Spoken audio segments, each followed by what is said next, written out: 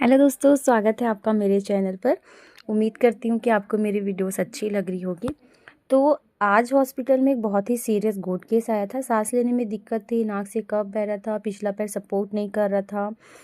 ये गोट काफ़ी बड़ी थी। इसको सेवरल सर्दी, रेस्पिरेटरी इन्फेक्शन था, नाक से वाटर डिस्चार्ज था और डॉक्टर्स ने इनको antibiotic, anti inflammatory, vitamin a support देने के लिए कहा। आप देख सकते हैं कि गोट के नाक से कितना वाटर डिस्चार्ज हो रहा है। वो एक अजीब सी आवाज़ें भी आ रही है। इसका मतलब है इसे काफ़ी लॉन्गर सर्दी थी और इसका कफ भी काफ़ी इम्प्रूव हो चुका है। इसके रेस्पिरेटरी में इन्फेक्शन काफ़ी तेज़ है, आपको देख सकते हैं। इसकी आवाज़ मैं आपको सुनाना चाहती हूँ।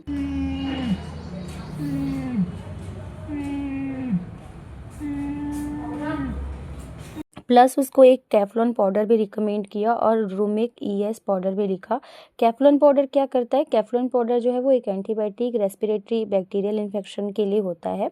इसको बॉडी वेट के हिसाब से दिया जाता है। बड़ी बकरी को 10 से 15 ग्राम 50 से 100 ml वाटर में डिज़ोल्व करके पिलाया जाता है और इसको दिन में 2 बार पिला सकते हैं।